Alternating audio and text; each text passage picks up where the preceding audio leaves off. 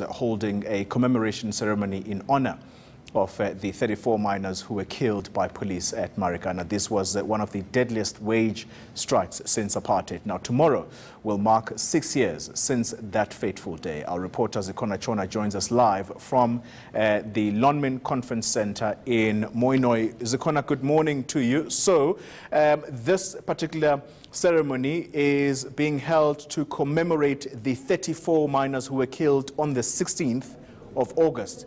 But what about the 10 people who were killed prior? Well, it is to commemorate all those who died during that protest time. Toli, if you can see behind me, we've got 44 candles as well as 44 helmets belonging to all those who lost their lives during that fateful day on the 16th of August 2012. I'm just going to go through some of the names because as we walked into this room, these candles evoke an emotion in you that is a reminder of a day that I think thousands of South Africans will never forget. We've got here Michael Ngwenyi, Mpumzeni Ngande, Mafolisi Mabiya. Those are just some of the names of those people who lost their lives fighting for a better life, fighting for a higher wages. Already in front of me, some of the staff of Lonmin have already started arriving. We are expecting proceedings to get underway from around 10 o'clock this morning. People saying that they are happy that this day has come, that they are ready to remember the lives that were lost on that fateful day. Zikhona, will family members, in particular the widows, also be present there? And will all the families, presumably of the 44, because I'm glad you've cleared up the issue of the 44, not just 34 who are being remembered. So will the representatives of all those families be present there? And who is going to be really making the keynote sort of address? Will it be the Lonmin CEO, Ben Magara?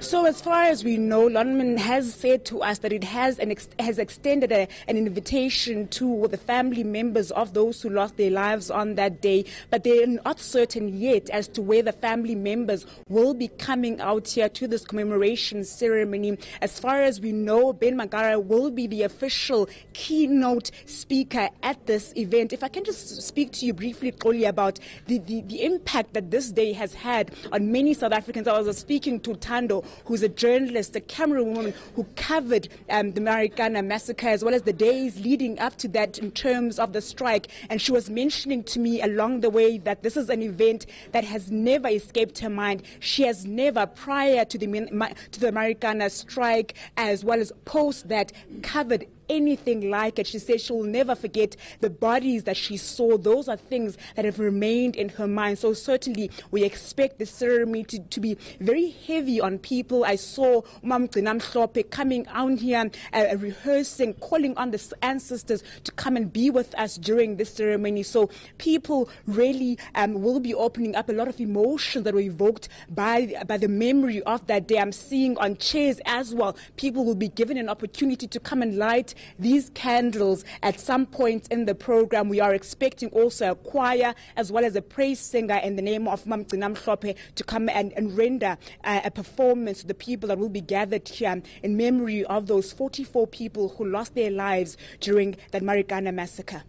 So, Zikhona, just finally, apart from the commemoration that is happening today, that's being held by the company Lonmin, which was involved and in this particular tragedy, talk to me about activities that are planned for tomorrow. We are expecting another commemoration event to take place tomorrow, led by AMCU. As well as tonight, we've actually received an SMS from people who work at the mine saying that they will actually be holding a night vigil at the Kopi, which of course you'll remember as being the official meeting point for protesting mine workers at the time of the Marikana massacre. If you can remember the interview that you had with one of the widows saying that she doesn't even know whether her husband is is among those who lay dead. I remember attending a book launch from one of the journalists who covered the Marikana massacre, saying that when those gunshots were fired, it almost sounded like popcorn popping out of a machine. So certainly we're expecting a lot of emotions to be heightened during the next 2 days, from this morning's event as well as tonight with the night vigil, as well as that official ceremony which will be held by AMCU tomorrow. Government participation, Zikhona, do you know if any government representatives may possibly attend that ceremony where you are, or will be part of any activities tomorrow, the actual day of the Marikana massacre? We haven't actually received any official word as to whether any government officials will be here present at the ceremony today. What I've heard from Lonmin is that they are expecting some of the union leaders, they are expecting AMCU. They've extended an invitation to AMCU to come and attend and be a part of the ceremony. As far as tonight is concerned, the SMS that we received from one of the leaders in the Marikana community, they've said that they don't want any ANC members or people that are affiliated to the ANC to attend that night vigil. They've also said they don't want any members of NUM at that night vigil. So tomorrow, we don't know yet as to how that program will unfold, but I'm sure once we receive the full program from AMCU about how they expect, who will be speaking at their official event, we'll have those details and be able to give them to you as soon as we have them.